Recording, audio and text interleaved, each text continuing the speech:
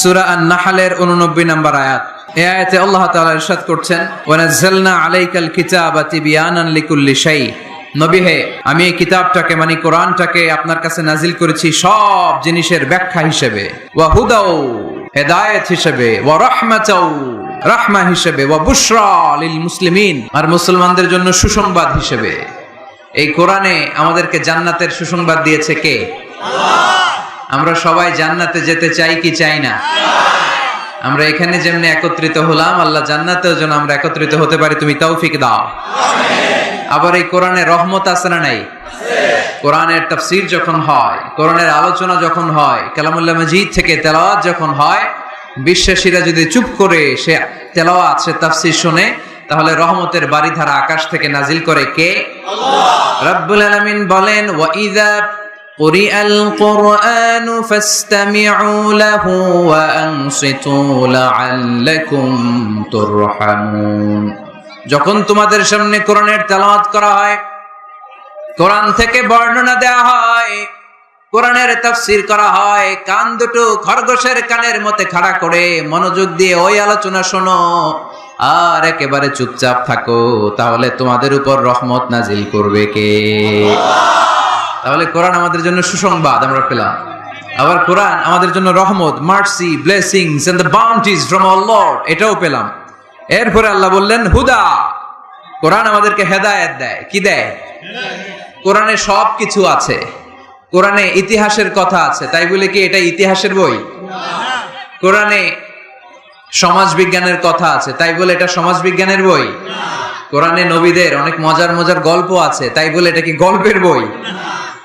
কোরআনে বিজ্ঞানেরও কথা আছে, তাই বলে কি এটা বিজ্ঞানের বই? না, এটা হেদায়েতের বই। এটা কিসের বই? The Holy Quran leads the way, পথ দেখায়। The Holy Quran guides us to the right sense of direction, কোন দিকে যেতে হবে এটা দেখায়। এটা হুদাল লিল মুত্তাকিন, এটা মুত্তাকিনদের জন্য পথ প্রদর্শনকারী। তো আজকের এই মাহফিলের শুরুতে যে মেসেজটা আপনাদের কাছে ড্রপ করতে চাই, সেটা হচ্ছে কোরআন এটা হেদায়েতের কিতাব। এটা কিসের কিতাব? সবাই বলেন কিসের কিতাব? এটা গাইড দেয় যারা মুত্তাকি তাদেরকে। কোরআনের শুরুতেই আল্লাহ তাআলা এই বিষয়টা আমাদের কাছে ক্রিস্টাল ক্লিয়ার করেছেন, স্পষ্ট করে বলেছেন, যালিকাল কিতাব লা রাইবা ফি হুদাল লিল মুত্তাকিন। This is the book, the most authentic and original and reliable book ever in the world. There is no doubt in it and a guidance to those who are muttaqin. এটা এমন বই যে বইয়ে কোনো ভুল নাই। এই বইয়ে কোনো ভুল আছে? না। আওয়াজ করে বলেন, কোরআনে কোনো ভুল আছে? না। কোনো সন্দেহ আছে? না। সংশয় আছে? না। হেদায়েতের কিতাব করে মুত্তাকিদের জন্য এটাকে পাঠালো কে? আল্লাহ। এজন্য রাব্বুল আলামিন বলেন, যালিকাল কিতাবু লা রাইবা ফীহি হুদাল লিল মুত্তাকিন। This is the book, there is no doubt in it. এটা এমন বই যেটাতে সন্দেহ নাই, এটা মুত্তাকিনদের জন্য পথ প্রদর্শনকারী। তাহলে এই কথাটা, এই মেসেজটা আজকে আমাদেরকে মুখস্থ করে নিয়ে যেতে হবে যে কোরআন হেদায়েতের কিতাব। এটা কিসের কিতাব? পথ দেখায়, সত্যের পথ, কল্যাণের পথ, জান্নাতের পথ। ইয়াহদি লিল্লাতি হিয়া আকওয়াম, যে পথটা খুব সুদৃঢ়, খুব মজবুত। কোরআনের এই পথে ডানে বায়ে কোনো মোড় নাই, কোনো ইউটার্ন নাই, কোনো চৌমুহনী নাই, স্ট্রেট ফরওয়ার্ড। এই রাস্তায় যদি দুনিয়ায় আমরা চলতে শুরু করি, এই রাস্তা শেষ হয়ে যাবে জান্নাতুল ফেরদাউসের ভেতরে। আওয়াজ করে পড়ি সুবহানাল্লাহ। এজন্য এই কোরআন থেকে আমাদেরকে হেদায়েত নিতে হবে, এই কোরআন থেকে আমাদেরকে গাইডেন্স নিতে হবে। আমাদের জীবনের চলার পথে যেখানেই আমরা সমস্যায় পড়ব, এই কোরআন থেকে আমাদের গাইডেন্স, হেদায়াত, পথ প্রদর্শন যেটা আল্লাহ তাআলা আমাদের জন্য দিয়েছে, সেটা আমাদেরকে গ্রহণ করতে হবে। কারণ এই কিতাব এমন কিতাব যেটা মানুষকে অন্ধকারচ্ছন্ন একটা পথ থেকে আলোর পথ দেখায়, ঠিক কিনা? বামপন্থীদেরকে ডানপন্থী বানায়, ঠিক কিনা? রব্বুল আলামিন বলেন, আলিফ লাম রা, কিতাবুন আনজালনাহু ইলাইকা লিতুখরিজান নাসা মিনাল যুলুমাতি ইলান নূর। Muhammad, I've revealed this book in order to lead the mankind out of darkness into the light. অন্ধকারাচ্ছন্ন মানুষগুলোকে অন্ধকার থেকে বের করে টেনে এনে আলোর পথে উঠিয়ে দেওয়ার জন্য এই কোরআনকে পাঠিয়েছে কে? আল্লাহ। তাহলে আমরা বুঝলাম এটা বিজ্ঞানের কিতাব নয়, যদিও বিজ্ঞান নিয়ে কোরআন কথা বলেছে। এটা ইতিহাসের বই নয়, যদিও অনেক ইতিহাস কোরআনে আছে। এটা গল্পের বই নয়, যদিও নবীদের গল্প পাওয়া যায় এই কিতাবে। এটা হেদায়েতের কিতাব। কিসের কিতাব? আরো জোরে বলতে হবে, কিসের কিতাব? আল্লাহ বলেছেন মা ফাররাতনা ফিল কিতাবি মিন শাই, এই কিতাবে তোমাদের প্রয়োজনীয় জরুরি এমন কোনো কিছু আমি বাকি রেখে দেই নাই। ওয়া নাযালনা আলাইকাল কিতাবা তিবয়ানান লিকুল্লি শাই, মানব প্রয়োজনীয় সব কিছু এই কিতাবের মধ্যে দিয়ে দিয়েছে কে? আল্লাহ। রান্নাঘর থেকে বঙ্গভবন কিভাবে চালাতে হয় আছে না নাই? ঘরে বসে বসে কাঁথা সেলাই থেকে শুরু করে মহাকাশের সূক্ষ্মাতি সূক্ষ্ম কাজ কেমন করে পরিচালনা করতে হয় আছে না নাই? রাজনৈতিক অঙ্গনকে কেমন করে সেটেল করতে হয়, লিড দিতে হয়, সেটাও আল্লাহর কোরআনে আছে না নাই? কিভাবে বিয়ে শাদী করতে হবে আছে না নাই? সমাজে কি করে শান্তি প্রতিষ্ঠা করতে হয় আছে না নাই? তিবয়ানান লিকুল্লি শাই, সব জিনিসের সুস্পষ্ট ব্যাখ্যা, যা বলার আল্লাহ সব বলে দিয়েছে। কোরআন কি শুরু করেছে আল্লাহ বিসমিল্লাহির রহমানির রহিম দিয়ে, মানে বা দিয়ে। কি দিয়ে? কথা বলেন, কি দিয়ে? বা দিয়ে। আর শেষ করেছে সূরা নাস দিয়ে, মিনাল জিন্নাতি ওয়ান নাস। সিন, বা আর সিন মিলালে কি হয়? এবার বাসে চড়ে গুলিস্তান। বাসে চড়ে কই যাব? গুলিস্তান। ওই বাস? ওই বাস নাকি? না, ওই বাস না। এই বাস মানে যথেষ্ট, এনাফ। যা বলা হয়েছে 30 পারা এনাফ। হেদায়েতের জন্য নতুন কিছু লাগবে না। সুবহানাল্লাহ। অনেক সময় হয় না, আমরা খাওয়ার সময় বেশি দিলে আমরা বলি এই লাগবে না, বাস বাস, অনেক হয়েছে, অনেক পাতে অনেক তরকারি, আর দিও না, পারছি না, বাস বাস। বলি নাকি বলি না? বলি। তার মানে হেদায়েতের জন্য, নাজাতের জন্য, জান্নাতের জন্য যা বলা দরকার আল্লাহ সব বলে দিয়েছে। নতুন করে তিনি আর কিছুই আমাদেরকে বলবেন না। তিবয়ানান লিকুল্লি শাই, সব জিনিসের ব্যাখ্যা। তো সেই হিসেবে বিজ্ঞানের কথাও কোরআনে আছে, ঠিক কিনা? আজকে আমরা এটা প্রমাণ করার চেষ্টা করব যে কোরআন আর বিজ্ঞানে কি কি সামঞ্জস্য আছে, মিল আছে কোথায়। What is the similarities between science and Quran. কিছু কিছু জায়গায় অমিল থাকতে পারে, কিছু কিছু জায়গায় অমিল থাকতে পারে। সেক্ষেত্রে সায়েন্সকে ওয়েট করতে হবে, সায়েন্সকে অপেক্ষা করতে হবে। নতুন ইনভেনশন, ডিসকভারিজ কি আসে, they shouldn't jump to the conclusion. বিজ্ঞানে আর কোরআনে কোনো অমিল নেই, দ্বিমত নেই, সবই একরকম। কিছু কিছু ক্ষেত্রে যদি বিজ্ঞান অমিল পায়, দেন বিজ্ঞান should wait, science should wait unless they get their latest discoveries and invention. তাদের নতুন নতুন আবিষ্কারের জন্য অপেক্ষা করতে হবে, কারণ সায়েন্স প্রতিদিন ইমপ্রুভ করে, ডেভেলপ করে। আজকে একটা পাইছে, কালকে আরেকটা পায়। আগে বলতো সূর্য ঘোরে, পৃথিবী ঘোরে না। এরপর বলতে শুরু করলো পৃথিবী ঘোরে, সূর্য ঘোরে না। এখন বলে সবই ঘুরে। এখন কি বলে?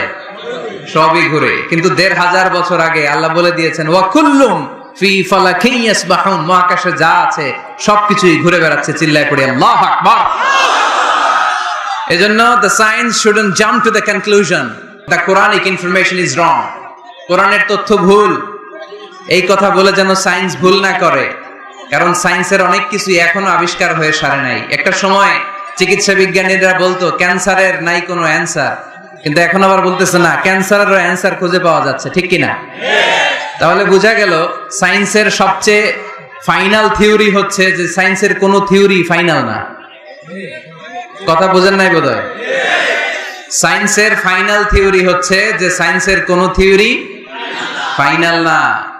আর কোরআনের ফাইনাল থিওরি হচ্ছে যে কোরআন যেটাই বলেছে সেটাই ফাইনাল। চিল্লায় বলো ঠিক কিনা?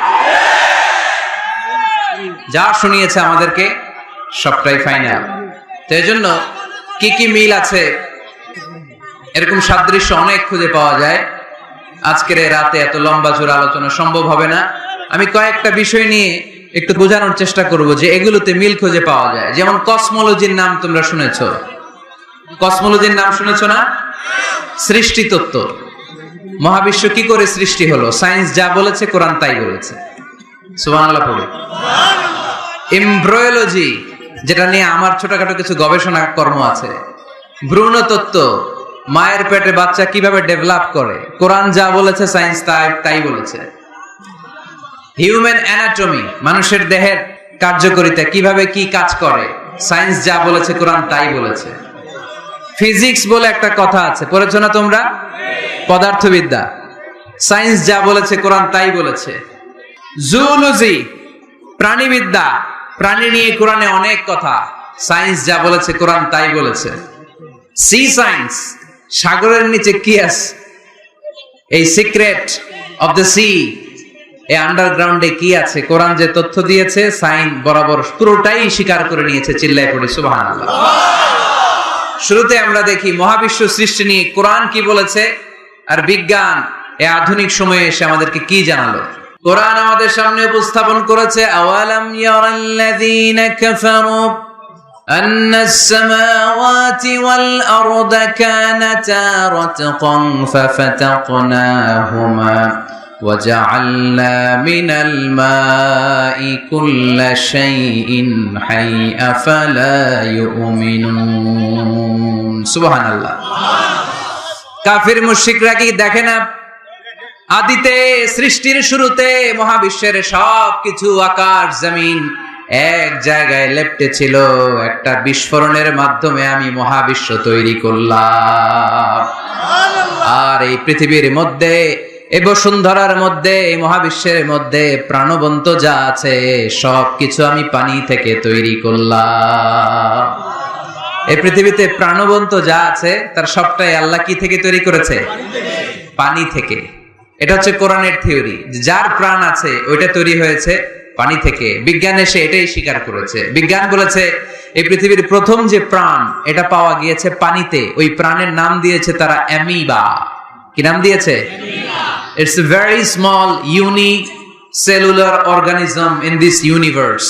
এককোষী অণুজীব, খুবই ছোট। তারা বলেছে এটা পানি থেকে এসেছে। তারপরে এসেছে জুপ্লাঙ্কটন, ফাইটোপ্লাঙ্কটন, ব্যাকটেরিয়া প্লাঙ্কটন। এই শৈবালগুলো, এই স্পিসিস গুলো, এই প্রজাতিগুলো পানি থেকে ডেভেলপ করেছে। তাহলে বিজ্ঞান যা বলেছে তার সাথে কোরআনের হুবহু মিল আছে না নাই? আবার আল্লাহ বললেন পানির মধ্যে আমি অনেক ক্যাটাগরি করেছি। পানির মধ্যে কিছু আছে মিঠা পানি, যেটা খেলে আমাদের হৃদয় ঠান্ডা হয়ে যায়। আবার পানির মধ্যে কিছু আছে লোনা পানি, যেটা মুখে তোলা যায় না, ঠিক কিনা? হাদা আযবুন ফুরাত ওয়া হাদা মিলহুন উজাজ। একটা লোনা পানি, একটা মিঠা পানি, দুই সাগরের পানি দুই দিক দিয়ে বয়ে যায়, মাঝখানে অদৃশ্য দেয়াল দিয়ে দিল কে? মারাজাল বাহরাইনি ইয়ালতাকিয়ান বাইনাহুমা বারযাখুন লা ইয়াবগিয়ান ফাবিআইয়ি আলাই রাব্বিকুমা তুকাযযিবান। লোনা পানির সাগর, মিঠা পানির সাগর বয়ে যায়, মাঝখানে অদৃশ্য দেয়াল, একটা পানি আরেকটার সাথে মিশে না, ঠিক কি না? এই দৃশ্য দেখছেন আপনারা? কোথায় দেখেছেন? চাঁদপুর।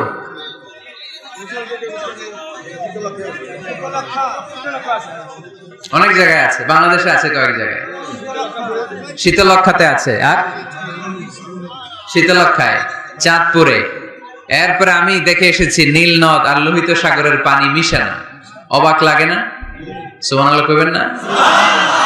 একটা লবণাক্ত আর একটা মিঠা, দুইটাই তো পানি, মাঝখানে ব্যারিকেড দিল কে? আল্লাহু আকবার। কেন মিশে না? একটা পানির ডেনসিটি হাই আর একটা লো, একটা টেম্পারেচার হাই আর একটা লো। ফলে যদিও পানি, একটার সাথে আরেকটা মিশে না। এই কারিগরটা কে? তার মানে বিজ্ঞান যা বললো কোরআন হুবহু তাই বলেছে। একটা লোনা পানি আরেকটা মিঠা পানি, একটার সাথে আরেকটা মিশে না। আবার আমাদের এলাকাগুলোর ভেতরে, জেলাগুলোর ভেতরে, থানাগুলোর ভেতরে আল্লাহ লোনা পানির নদী দেয় নাই, ওইখানে দিয়েছে মিঠা পানির নদী। কারণ আমাদের এলাকার ভেতরে, গ্রামের ভেতরে লোনা পানির যদি নদী হতো, আমাদের গাছপালা একটাও টিকতো না, ঠিক কিনা? এই সুন্দর ফুল, সুন্দর ফল, মিঠা নদীর পানি, আল্লাহ তোমার মেহেরবানি। আল্লাহু আকবার। খালাকা ফাসাওয়া, কদ্দারা ফাহাদা। যেখানে যতটুকু পানির দরকার ততটুকু দিলেন। পেঁয়াজের ভেতরেও পানি দিলেন, রসুনের ভেতরেও পানি দিলেন, ক্ষীরার ভেতরেও পানি দিলেন, তরমুজের ভেতরেও পানি দিলেন, আবার ডাবের ভেতরেও পানি আছে না নাই? আন্না সাবাবনাল মাআ সাব্বা, যতটুকু ঢালা দরকার ততটুকু দিছে। আল্লাহু আকবার। পেঁয়াজের ভেতরে যতটুকু সিক্ততা, তরমুজের ভেতরে ততটুকু না। তরমুজের ভেতরে যতটুকু পানি, আপেলের ভেতরে ততটুকু না। আবার আমড়ার ভেতরে যতটুকু পানি, আমের ভেতরে ততটুকু না। সুবহানাল্লাহ। আন্না সাবাবনাল মাআ সাব্বা। এই পানিটা H2O, হাইড্রোজেনের 2টা মলিকিউল আর অক্সিজেনের 1টা মলিকিউল। কি আজীব কথা, দুইটাই গ্যাস, দুইটাই কি, কিন্তু দুই গ্যাস একসাথে মিলাইলে পানি হয়ে যায়। আল্লাহু আকবার। এজন্য আল্লাহ বললেন ওয়াজআলনা মিনাল মাই কুল্লা শাইইন হাই, পানি থেকে আমি প্রাণবন্ত সব কিছু বানালাম। এই পানির অপর নাম জীবন। আবার যদি পানি বেশি হয়ে যায় তখন মরণের সম্ভাবনা আছে না নাই? বন্যা এই দেশে হয় কি হয় না? নূহ আলাইহিস সালামের উম্মাহকে অবিশ্বাসের কারণে, গাদ্দারির কারণে আল্লাহ এই প্লাবন দিয়ে, পানি দিয়ে শেষ করে দিয়েছেন। এজন্য পানি দেখলেই এটা যে বাঁচার কারণ, বাঁচার মাধ্যম এমনটা নয়। এই পানি দিয়ে আল্লাহ আমাদেরকে শায়েস্তাও করতে পারেন, পানিশমেন্টও করতে পারেন, শাস্তিও দিতে পারেন, আযাব আর গজব দিয়ে তলিয়েও দিতে পারেন। ঠিক কি না? ওয়াজআলনা মিনাল মাই কুল্লা শাইইন হাই, প্রাণবন্ত সবকিছু আমি পানি থেকে বানালাম। আবার কোন কোন জায়গার পানির মধ্যে এত লবণ আমি দিয়ে দিলাম, সেখানে কোনো কিছু বাঁচে না। আছে না নাই? জর্ডানে একটা সাগর আছে, নাম ডেড সি। নাম শুনছেন? আজকে বাড়িতে যে গুগল করবা, Dead Sea located in Jordan, লিখলেই চলে আসবে। আরবিতে বলে আল বাহরুল মাইয়িত, মৃত সাগর, কিছু বাঁচে না। লবণের ঘনত্ব এত বেশি, আপনার ছোট্ট বাচ্চাটার ওই সাগরে ফেলে দিলে ও ডুববে না, কারণ আপনার বাচ্চা যতটুকু জায়গা নিবে পানিতে, তার চেয়ে বাচ্চার ওজন কম, পানির ওজন বেশি, এজন্য কিছু ডুবে না। ওখানে মাছ হয় না, ওখানে শ্যাওলা জন্মায় না, ওখানে কাঁকড়া নাই, চিংড়ি নাই, কারণ লূত আলাইহিস সালামের কওমের লোকেরা হোমোসেক্সুয়ালিটি প্র্যাকটিস করত, সমকামিতা, পুরুষে পুরুষে বিয়ে। এই আওয়াজ এখন বাংলাদেশেও ঢুকার চেষ্টা করতেছে। তাওহীদপন্থী মুসলমানদেরকে সচেতন হতে হবে। ওয়েস্ট থেকে কিছু আসলেই, ইন্ডিয়া থেকে কিছু আসলেই আমার দেশে ঢুকতে দেওয়া যাবে না। চিল্লায় বলো ঠিক কি না? অনেকে মনে করে আমেরিকা থেকে কালচার আসলো, পোশাক আসলো, এটাই মনে হয় মডার্ন। ইন্ডিয়া থেকে নতুন পোশাক আসলো, এটাই মনে হয় মডার্ন। নো, ইসলামের চেয়ে মডার্ন, আধুনিক গোটা বিশ্বে দ্বিতীয় কিছু নাই। চিল্লায় বলো ঠিক কি না? এজন্য সাবধান। এদেশে অলরেডি একটা অর্গানাইজেশন হয়েছে, রেইনবো, রংধনু। এরা ছেলে ছেলেতে বিয়ে করতে চায়, মেয়ে মেয়েতে বিয়ে করতে চায়। আমরা তাওহীদি জনতা বেঁচে থাকতে বাংলার জমিনে এটা হতে দেব না। চিল্লায় বলো ঠিক কি না? ওয়াজআলনা মিনাল মাই কুল্লা শাইইন হাই, পানি থেকে প্রাণবন্ত সবকিছু তৈরি করলো কে? আল্লাহ। আবার আল্লাহ বললেন কাফেররা কি দেখে না, আকাশ জমিন সব একসাথে ছিল, মহাবিস্ফোরণের মধ্য দিয়ে আমি মহাবিশ্ব তৈরি করেছি। এই বিস্ফোরণটার নাম কি বলতো? Big bang. মাশাআল্লাহ, কেমন শ্রোতা দেখছেন? সায়েন্সের সবকিছু নিয়ে বসছে আজকে। Big bang. স্টিফেন হকিং একটা বই লিখেছে, a brief history of time. সেখানে সে যে তথ্য দিয়েছে কোরআনের সাথে very similar to the concept of Stephen Hawking. Stephen হকিংও এই কথা বলেছে। সে বলেছে মহাবিশ্ব সৃষ্টির আগে সবকিছু একটা অণুর ভেতরে ছিল, হাই সিঙ্গুলারিটি, সবকিছু এক জায়গায় ছিল। ফাফাতাকনাহুমা, এক বিশাল আওয়াজের মাধ্যমে, এক বিস্ফোরণে মহাবিশ্ব সৃষ্টি হলো। ওই আওয়াজটার নাম ছিল কুন। আওয়াজটার নাম ছিল কি? ইন্নামা আমরুহু ইযা আরাদা শাইআন আন ইয়াকুলা লাহু কুন ফায়াকুন। আমরা বাংলায় বলি না কুন ফায়াকুন? কুন ফায়াকুনের মালিক কে? আল্লাহ। তিনি বলতে দেরি, হতে দেরি হয়। কুন, হাও, হয়ে যায়। বি, ইট ওয়াজ। আল্লাহ যখন বলেছেন কুন, এই আদিতে সব মিলে থাকা এই মহাবিশ্বের সবকিছু এক মহা বিস্ফোরণের মাধ্যমে গোটা বিশ্বে ছড়িয়ে পড়লো, গোটা বিশ্বে ছড়িয়ে ঘুরতে আরম্ভ করলো। এই বিস্ফোরণের ছোট্ট একটা কণার নাম পৃথিবী। এই মহা বিস্ফোরণের ছোট্ট একটা কণার নাম মঙ্গল। এই মহা বিস্ফোরণের ছোট্ট একটা কণার নাম বৃহস্পতি। এই মহা বিস্ফোরণের ছোট্ট একটা কণার নাম সূর্য। এরকম কত হাজার, অযুত, লক্ষ, নিযুত কোটি কণা বড় বড় তারকা রূপে মহাবিশ্বে ঘুরে বেড়াচ্ছে, আল্লাহ ছাড়া এর খবর কেউ রাখে না। এগুলো যে কত বিশাল, এগুলো নিয়ে আমাদের চিন্তা করা দরকার। আমরা মনে করি আমি মনে হয় বড়, আমার চেয়ে ক্ষমতাধর কেউ নাই, আমি দাপটওয়ালা, আমার এলাকা এটা আমার, খালি আমার আমার কয়, আছে না নাই? তোর কি বেটা, কিসের মালিক তুই? সবকিছুর মালিক কে? যেই বাড়িটাতে আজকে আমি থাকি, এটার আগে আমার বাবা ছিল, তার আগে দাদা ছিল, আমার পরে আমার ছেলে থাকবে, আমার নাতি থাকবে। এটার আসল মালিক আমি না, আমার ছেলে না, গোটা বিশ্বের আসল মালিক একজন সত্তা, তিনি কে? এজন্য সব আমার আমার এরকম দাপটওয়ালা কথা যেন আমরা না বলি। অহংকারীদেরকে আল্লাহ পছন্দ করে না। বিনয়ীদের মর্যাদা আরশ পর্যন্ত নিয়ে যায় কে? মান তাওয়াদা লিল্লাহি ইল্লা রাফাআহুল্লাহ। যে নিচের দিকে নামতে চায় আল্লাহ ওরে টাইনা উঠায়, আর যে লাফায় লাফায় ওঠে থাপ্পড় মেরে আল্লাহ এত নিচে নিবে পৃথিবীর কেউ কল্পনা করতে পারবে না। ওই শয়তানের চেয়ে নিচে চলে যায়। চিল্লায় বলেন ঠিক কিনা? এজন্য অহংকার যেন আমরা না করি, দাম্ভিকতা যেন না দেখাই। আমরা যেন একটু চিন্তা করি, এই যে বিস্ফোরণের মাধ্যমে গোটা বিশ্ব সৃষ্টি হলো, এটার তুলনায় কত ছোট্ট আমি, কত ক্ষুদ্র আমি। আমরা আজকে এই প্যান্ডেলে মাতোয়াইলে বসে আছি, তাই না? মাতোয়াইল তো ইউনিয়ন নাকি? কোন থানায় পড়ছে? যাত্রাবাড়ি। যাত্রাবাড়ি হচ্ছে ঢাকার একটা থানা। এই যাত্রাবাড়ির মধ্যে এটা একটা ইউনিয়ন। এই প্যান্ডেলটাই কি মাতোয়াইল ইউনিয়ন? আরো আছে না নাই? কত ছোট্ট একটা জায়গায় বসে আছি। আর যাত্রাবাড়ি হচ্ছে ঢাকার একটা থানা। ঢাকা হচ্ছে আমাদের 64 জেলার একটা জেলা। এই 64 জেলা নিয়ে আমাদের বাংলাদেশ পৃথিবীর সবচেয়ে বড় একটা দেশ। কি বলেন? কত ছোট জানেন? ওয়ার্ল্ড ম্যাপে আমাদের বাংলাদেশ লেখার জায়গাটা অনেক। BA পরে ইন্ডিয়ার উপরে, NG পরে বাংলাদেশের উপরে, LADESS আবার ইন্ডিয়ার উপরে। এত ছোট।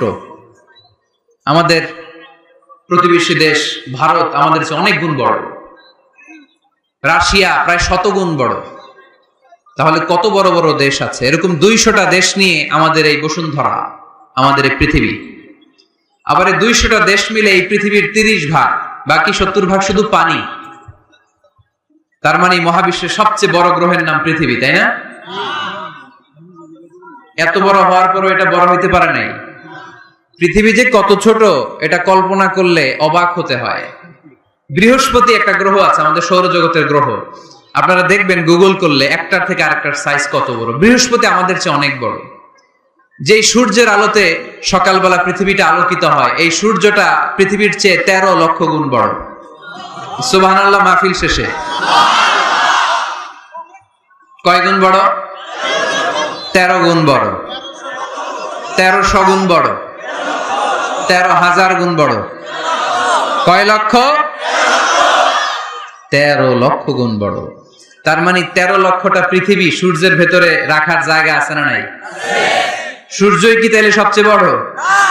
আর উপরে যান, আরো বড় পাবেন। সূর্য হচ্ছে তারা, তাই না? স্টার। সূর্যের পরে আমাদের সবচেয়ে কাছের তারার নাম প্রক্সিমা সেন্ট্রাই। আজকে গুগল করলেই পাবেন, অনেক আছে এরকম। Alpha Centauri A, Alpha Centauri B, Betelgeuse নামে এক তারা পাওয়া যায়, ইটাক্যারিনা নামে তারা পাওয়া যায়। যে সূর্য পৃথিবীর চেয়ে 13 লক্ষ গুণ বড়, এমন অনেক তারা আছে যেটা সূর্যের চেয়ে কয়েক হাজার কোটি গুণ বড়। তার মানে ওইটাই সবচেয়ে বড় তারা না? ওগুলোরে খেয়ে ফেলতে পারে এরকমও বড় বড় তারা মহাবিশ্বে আছে না নাই? এরকম হাজার কোটি তারা নিয়ে আমাদের গ্যালাক্সি। আমাদের গ্যালাক্সির নাম মিল্কি ওয়ে। আমাদের গ্যালাক্সি থেকে সবচেয়ে কাছের যে গ্যালাক্সি, এটার নাম হচ্ছে অ্যান্ড্রোমেডা।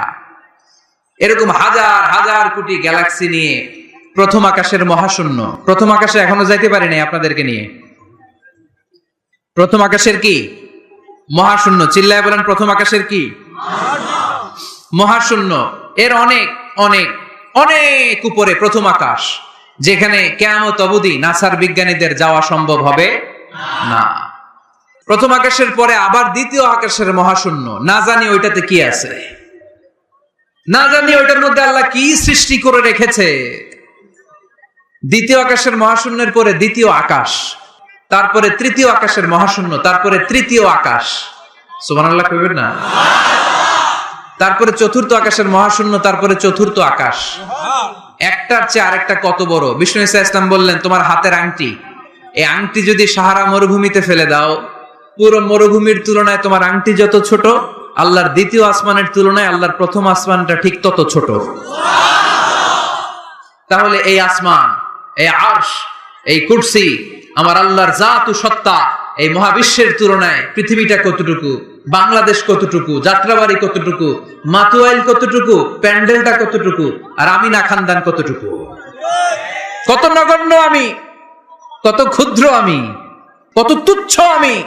মহাবিশ্বের তুলনায় আমি নাই, মহাবিশ্বের তুলনায় আমি নাই।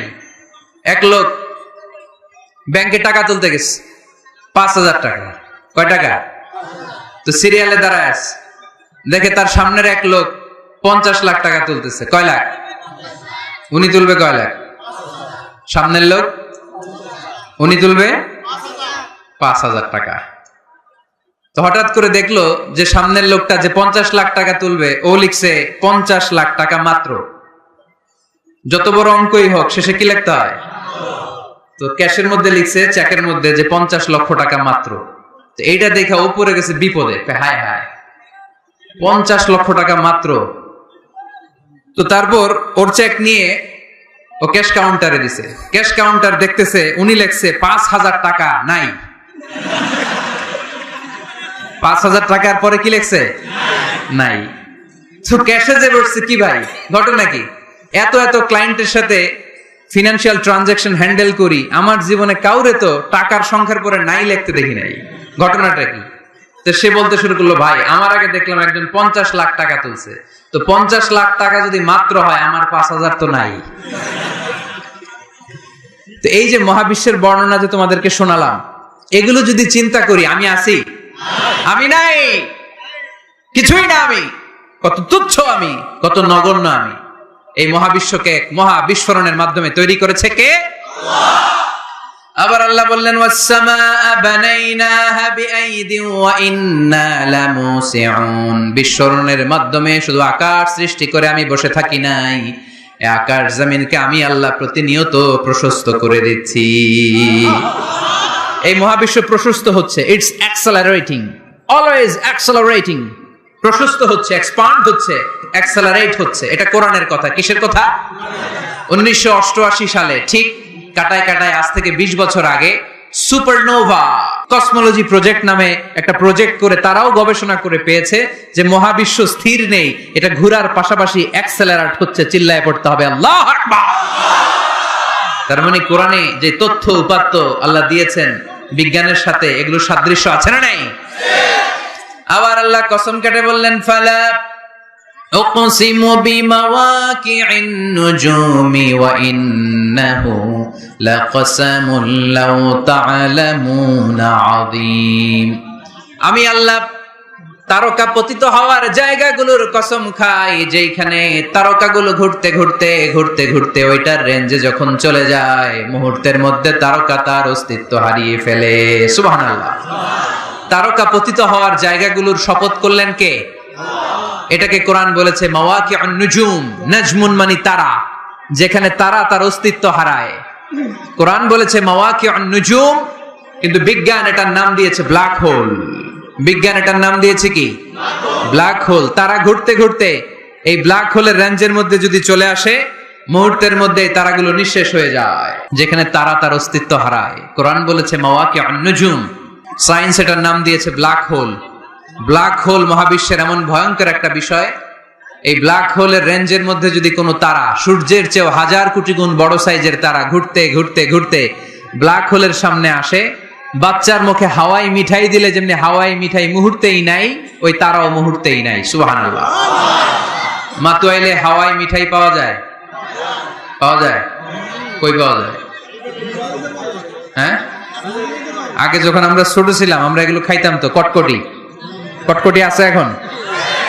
ঘরের ওই যে পুরান জোতা টোতা, প্লাস্টিকের বোতল, এগুলো দিয়ে আমরা কটকটি খাইতাম।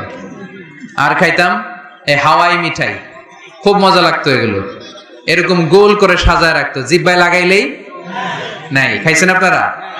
এই ব্ল্যাক হোল হচ্ছে এমন, যে ব্ল্যাক হোলের রেঞ্জের মধ্যে কোনো তারা ঘুরতে ঘুরতে ঘুরতে যদি চলে আসে, হাওয়াই মিঠাই মুখে লাগাইলে যেমনি নাই, ওই তারাও নাই।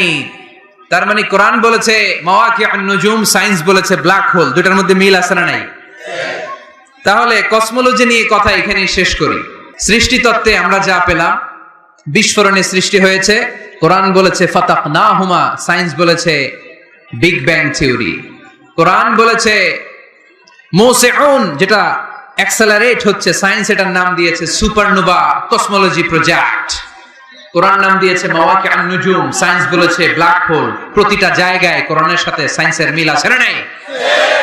এবার আমরা শুনবো এমব্রয়োলজি নিয়ে, ভ্রূণ তত্ত্ব। কি তত্ত্ব? ভ্রূণ তত্ত্ব। আমরা আমাদের মায়ের পেটের ভেতরে এখন যত বড় আছি তত বড়ই ছিলাম, তাই না?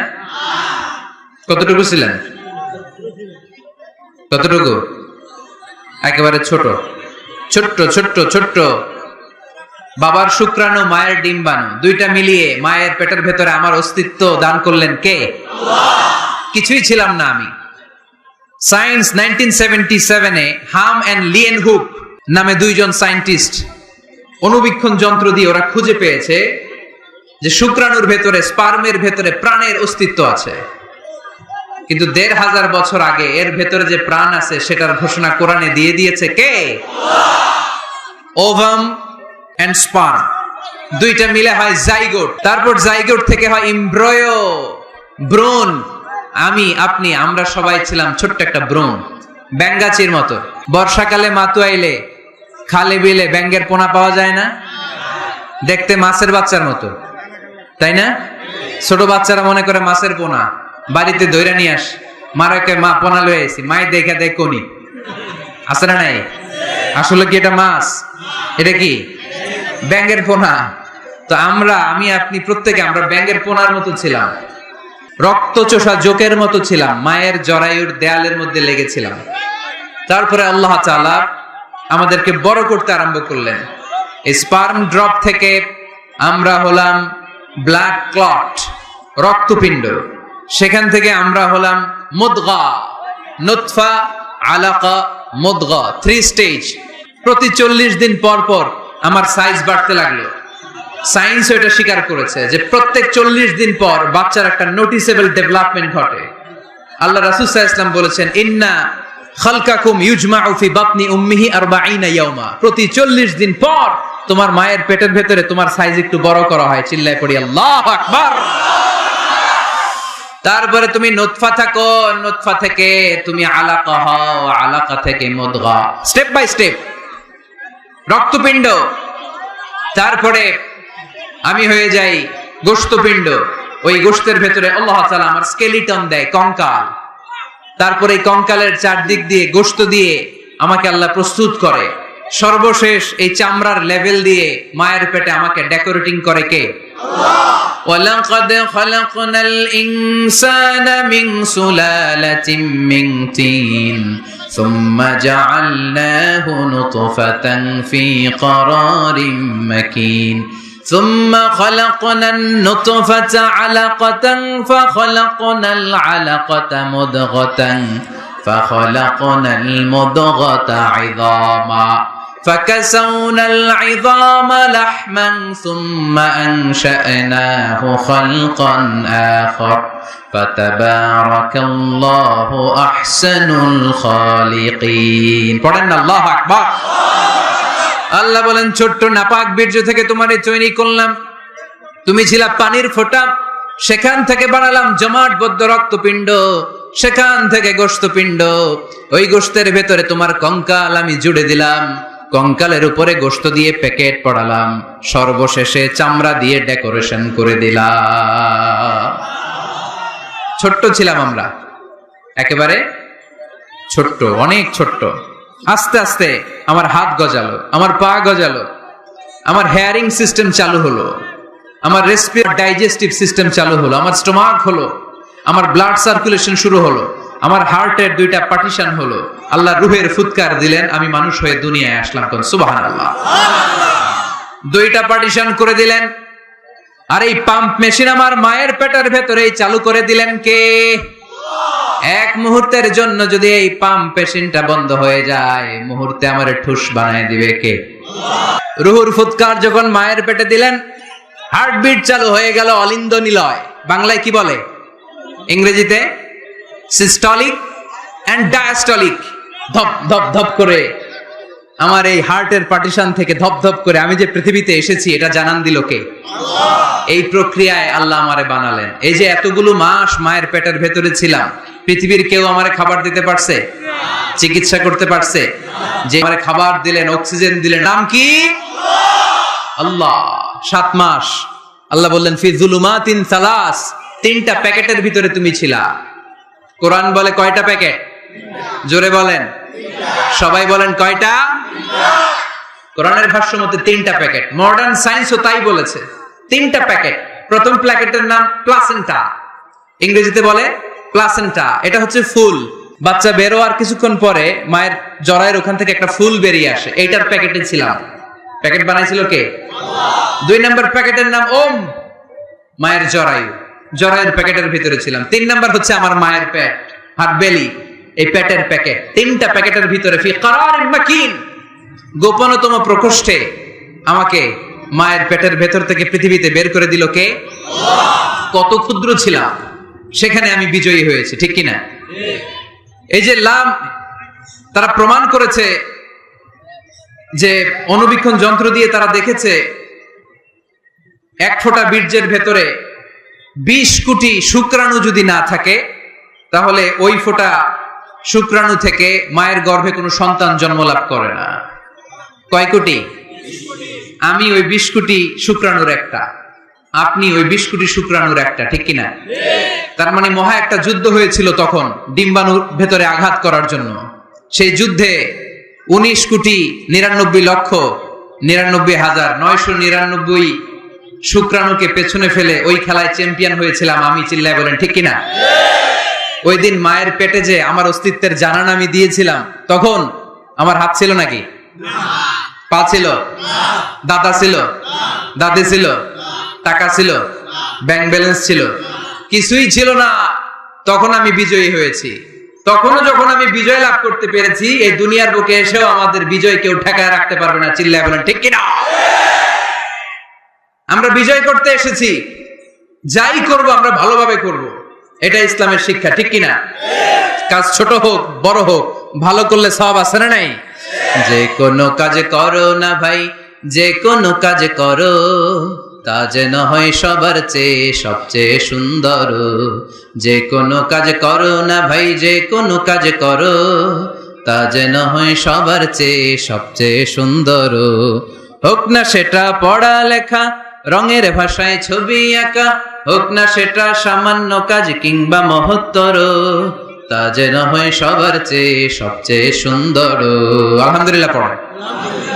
কাজ ছোট হোক কিংবা বড় হোক, এটা ভালো করে করতে বলছে কে? আল্লাহ। ভালো করে করলে ওই কাজে বরকত দিবে কে? আল্লাহ। কাজে কোনো লজ্জা আছে? শ্রমে কোনো লজ্জা আছে? চাকরি ব্যবসায় কোনো লজ্জা আছে? লজ্জা অলসতায়। লজ্জা কিসে? ছেলেরা মনে থাকবে, কাজে লজ্জা পাওয়া যাবে। Never under estimate any job, big or small. ছোট হোক বড় হোক, কোনো চাকরিকে নাক ছিটকানো যাবে না। কাজ করে বেঁচে থাকতে হবে, এটাই ইসলামের শিক্ষা, ঠিক কিনা? তাহলে এই এমব্রায়োলজির এই সংক্ষিপ্ত পরিসরের যে আলোচনা, এটাতে আমরা বুঝলাম সায়েন্স যা বলেছে তার সবটুকুন কোরআনের সাথে মিল আছে না নাই? কোনো অমিল আছে? যদি কোনো অমিল তারা খুঁজে পায়, দে হ্যাভ টু ওয়েট। সায়েন্সের কি করতে হবে? অপেক্ষা করতে হবে। কারণ শুরুতে যা বলেছে এটা মনে রাখতে হবে কিন্তু, কারণ সায়েন্সের মূল থিওরি, সায়েন্সের কোনো থিওরি ফাইনাল না। আর কোরআনের মূল থিওরি, কোরআন যাই বলেছে তার সবটাই ফাইনাল। চিল্লায় বলো ঠিক কিনা? এবার দেখি হিউম্যান অ্যানাটমি নিয়ে কোরআন আমাদেরকে কি শুনিয়েছে। কোরআন আমাদেরকে শুনিয়েছে যে আমাদের দেহের প্রতিটা অঙ্গের ব্লু প্রিন্ট আল্লাহর কাছে আমাদের যে আমলনামা সেখানে আছে না নাই? আয়াহসাবুল ইনসানু আল্লান নাজমা'a 'idama বালা কাদিরিনা আলা আন নুসাউইয়া বানানা। কোরআন আমাদেরকে বলল, রাব্বুল আলামিন ইরশাদ করেছেন, মানুষ কি মনে করেছে নাকি কিয়ামতের দিন তাকে জমিন থেকে উঠাতে আমি আল্লাহর কষ্ট হয়ে যাবে? না না, শুধু তাকে উঠানোটাই আমার জন্য ব্যাপার না, তাকে তো আমি উঠাবো তার হাতের আঙ্গুলের ফিঙ্গার প্রিন্ট গুলো সহ উঠাবো। সুবহানাল্লাহ। নুসাউইয়া বানানা, বানান মানে আঙ্গুলের এই টিপ, এটার ইংরেজিতে কি বলে? টিপ বা প্রিন্ট, ফিঙ্গার টিপ বা ফিঙ্গার প্রিন্ট। যারা সিগনেচার করতে জানে না তারা কি দেয়? টিপ সই দেয় কি দেয় না? 1880 সালের আগে মানুষ জানতোই না এখানে যে টিপ আছে একটা, আমার এই আঙ্গুলের ফিঙ্গারপ্রিন্টের সাথে এইটা মিলে না, এটার সাথে এটা মিলে না, এটার সাথে এটা না, এটার সাথে এটা না, এটার সাথে আবার এটা মিলে না, হাতের গুলার সাথে আবার পায়ের গুলা মিলে না। 1880 সালে ফ্রান্সের একজন সায়েন্টিস্ট নাম ফ্রান্সিস গালটন, উনি আবিষ্কার করেছেন যে মানুষের হাতে রেখা আছে, এটাকে বলে ফিঙ্গারপ্রিন্ট। একটা রেখার সাথে আরেকটা রেখার কোনো মিল নাই। আবার পায়ের যে রেখা, এটাকে আবার ফিঙ্গারপ্রিন্ট বলে না, ওটার বলে ফুটপ্রিন্ট। ওটার কি বলে? শ্রীলঙ্কায় একটা পাহাড় আছে, তো ওরা বলে ওইখানে আদম আলাইহিস সালামের ফুটপ্রিন্ট আছে, পায়ের ছাপ। এটা সত্যি কি মিথ্যা আমরা জানি না, ইতিহাসে পাওয়া যায়। তবে সত্য যে তথ্যটা আমরা জানি, কাবা ঘরের পাশে সাইয়েদনা ইব্রাহিম আলাইহিস সালামের ফুটপ্রিন্ট সংরক্ষণ করে রেখেছেন কে? ওয়াত্তাখিযু মিন মাকামি ইব্রাহিম মুসাল্লা। সাইয়েদনা ইব্রাহিম ওই পাথরের উপর দাঁড়িয়ে কাবা ঘর নির্মাণ করতেন।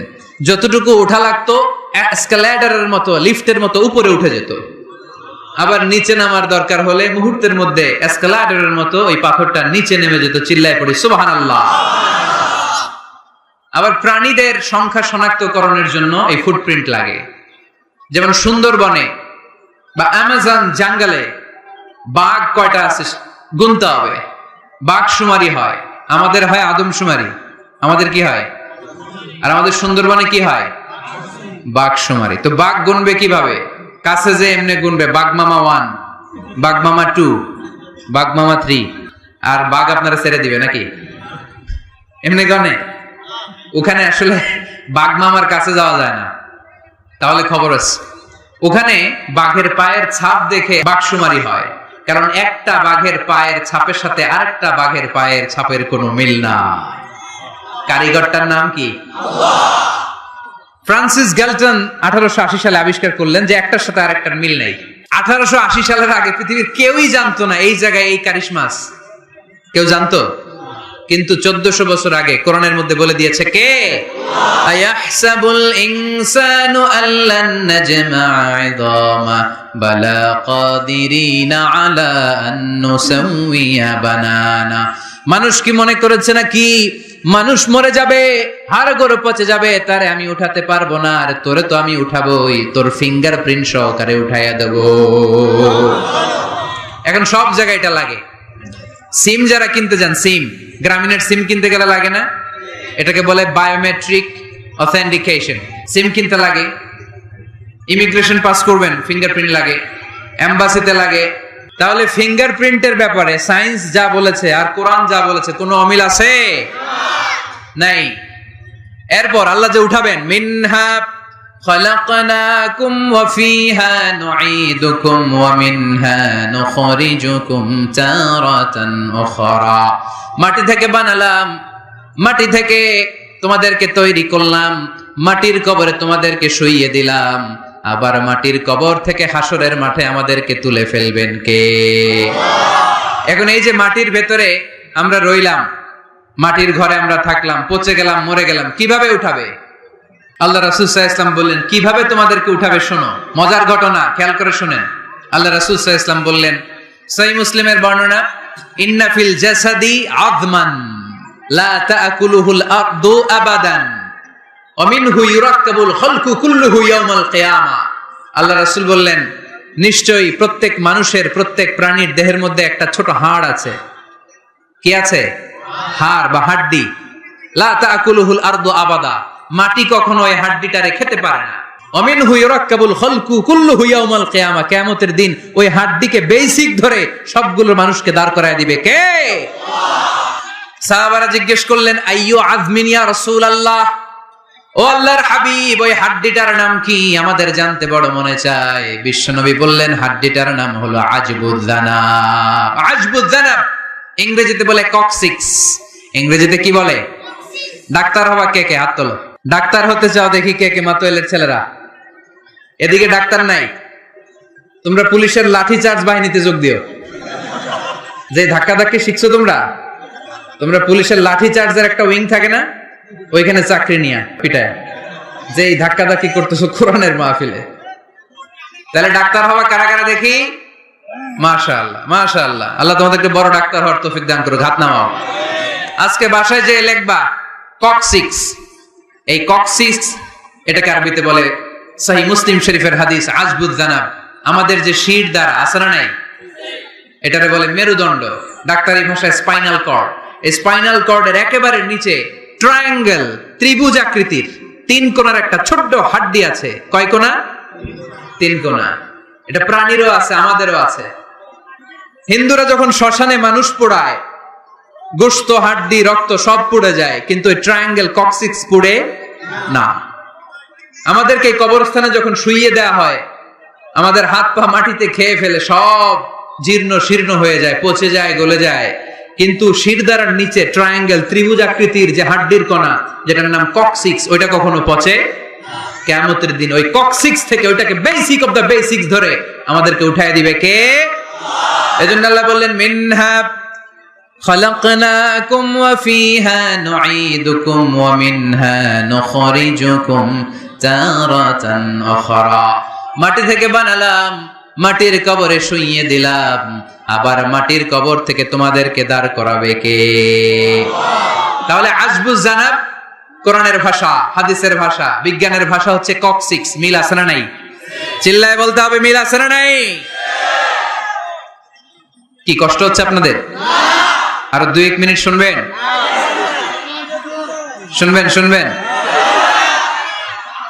তাহলে তাকবীর পড়েন, লিল্লাহে তাকবীর, লিল্লাহে তাকবীর, লিল্লাহে তাকবীর। তাহলে হিউম্যান অ্যানাটমি নিয়ে আমরা সায়েন্সের ভাষ্য আর কোরআনের ভাষ্য যা শুনেছি, মিল আছে না নাই? এবার আমরা ফিজিক্স নিয়ে শুনবো। ফিজিক্স মানে কি? পদার্থবিদ্যা। পদার্থের অনেক গুরুত্বপূর্ণ একটা এলিমেন্ট হচ্ছে লোহা। লোহা চিনি আমরা? এই মাইকে লোহা আছে না নাই? লোহা ছাড়া মাইক বানানো যায়, বাড়ি বানানো যায়, গাড়ি বানানো যায়, ক্যামেরা বানানো যায়, মোবাইল বানানো যায়, প্লেন বানানো যায়, কম্পিউটার বানানো যায়। লোহা ছাড়া কিছুই হয় না, ঠিক কিনা? যেহেতু লোহা ছাড়া কিছুই হয় না, এজন্য লোহার নামে আল্লাহ কোরআন একটা সূরাই দিয়ে দিলেন। সুবহানাল্লাহ বাড়িতে গিয়ে বললেন ওই সূরাটার নাম, আরো জোরে মাশাআল্লাহ, আল হাদিদ। আল্লাহ বললেন ওয়া আলান্না লাহুল হাদিদ, ও দাউদ তোমার জন্য লোহারে আমি নরম বানিয়ে দিলাম। ফিহি বাসুন শাদীদ ওয়া মানাফিউ লিন-নাস ওয়া আনজালনাল হাদিদা ফিহি বাসুন শাদীদ ওয়া মানাফিউ লিন-নাস। আমি লোহাকে আকাশ থেকে নাজিল করলাম, লোহার ভেতরে রয়েছে অনেক শক্তি, মানাফিউ লিন-নাস মানুষের জন্য উপকার। এই লোহা দিয়ে নানান ধরনের জিনিস বানানোর কৌশল আমাদেরকে শিখালো কে? হাদিদ মানে লোহা। হাদিদ মানে কি? লোহা। আল্লাহ বললেন, খেয়াল করে শুনেন, সূরার নাম হাদিদ, লোহা।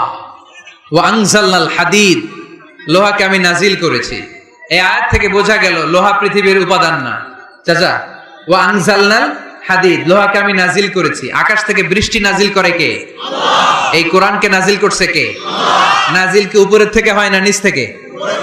তার মানে ওয়া আনজালনাল হাদিদ, লোহাকেও আল্লাহ এইভাবে নাজিল করছে। কোরআন যেমনি উপর থেকে নিচে, ফ্রম আপ টু ডাউন, বৃষ্টি যেমনি উপর থেকে নিচে, তেমনি লোহাকেও উপর থেকে নিচে নাজিল করেছে কে? আল্লাহ। কোরআনের এই আয়াত থেকে বোঝা যায় লোহা পৃথিবীর উপাদান নয়, লোহা নিশ্চয়ই বাইরে থেকে এসেছে। সায়েন্স বর্তমান সময়ে এটাই বলছে, চিল্লায় কোন সুবহানাল্লাহ। সায়েন্স বলছে লোহার একটা মলিকিউল তৈরি করতে যে টেম্পারেচার বা তাপ লাগে, এটা পৃথিবীতে দূরের কথা, সূর্যের ভেতরেও নাই। 1 কোটি ডিগ্রি সেলসিয়াসের তাপমাত্রা ছাড়া লোহার কোন অণু পৃথিবীতে তৈরি হওয়া সম্ভব না। চিল্লায় বলো ঠিক কিনা? এত বেশি তাপমাত্রা সৌরজগতের সব গ্রহ নক্ষত্রের তাপমাত্রা একসাথে মিলালেও চলবে না। তার মানে কোরআন যা বলেছে আর সায়েন্স যা বলেছে, মিল আছে না নাই? এরপরে কোরআন পাহাড়ের ব্যাপারে বলেছে, ওয়া জাআলনাল জিবালা আওতাদা, আমি পাহাড়গুলোরে পেরেকের মতো জমিনে ঢুকিয়ে দিয়েছি। সুবহানাল্লাহ। তাহলে পাহাড়কে আল্লাহ তাআলা পেরেকের সাথে তুলনা করলেন। কিসের সাথে? পেরেক চিনেন? সবাই চিনেন? কি করে পেরেক দিয়ে? কাঠের ভিতরে ঠুকে না, দেয়ালে ঠুকে। তাহলে আল্লাহ পাহাড়গুলোরে বললেন পেরেক। আচ্ছা, পেরেক যখন আমরা কাঠের ভিতরে ঢুকাই, পুরো পেরেকটা কাঠের ভিতরে ঢুকে যায়, উপরে শুধু কি থাকে? মাথাটা থাকে, ঠিক কিনা? তার মানে আমরা যে পাহাড় দেখতে পাচ্ছি এটা পাহাড়ের মাথা।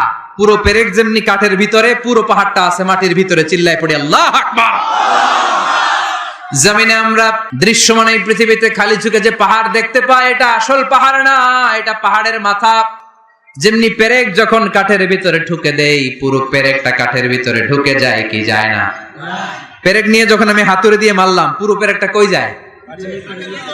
কাঠের ভিতরে, তাই না? তার মানে খালি চোখে যে পাহাড় দেখি, এটা পেরেকের মাথা যেমনি একটু দেখা যায়, এটা পাহাড়ের মাথা। আসল পাহাড় মাটির ভেতরে, উপরে যদ্দূর দেখা যায় তার কমসে কম 10 গুণ পাহাড় মাটির ভিতরে রেখে দিয়েছে কে? এজন্য আল্লাহ উপমাটা, মেটাফরিকটা এইভাবে দিলেন, ওয়াজআলনাল জিবালা আওতাদা। এই পাহাড়কে, মাউন্ট এভারেস্টকে, আলাস্কা পর্বতমালাকে, আলপস পর্বতমালাকে, এই গারো পাহাড়কে, এই কেউকারাডাঙ্গার তাজিংডং বিজয়কে আমি পাহাড়ের মতো জমিনের মধ্যে গেড়ে দিয়েছে। চিল্লায় পড়বো সুবহানাল্লাহ। আবার আল্লাহ বললেন, ওয়ামিনাল জিবালি জুদাদুম বীদু ওয়া হুমরুম মুখতালিফুন আলওয়ানুহা ওয়া গরাবিবু সুদ। পাহাড়ের মধ্যে কোন পাহাড় আমি বানিয়েছি ধবধবে শুভ্র সাদা, কোন পাহাড় আমি বানিয়েছি রক্তিম লাল, কোন পাহাড় আমি বানিয়েছি কুচকুচে কালো। 3 কালারের পাহাড়। কয় কালারের?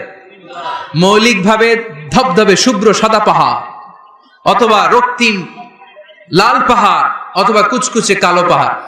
আপনি পৃথিবীর পাহাড়গুলো নিয়ে যদি গবেষণা করেন, বিভিন্ন রঙের পাহাড় আপনি দেখবেন। আমি তো পৃথিবীর অনেক জায়গায় পাহাড় দেখেছি। মিশরে আমি তুর পাহাড়ের চূড়ায় উঠেছি।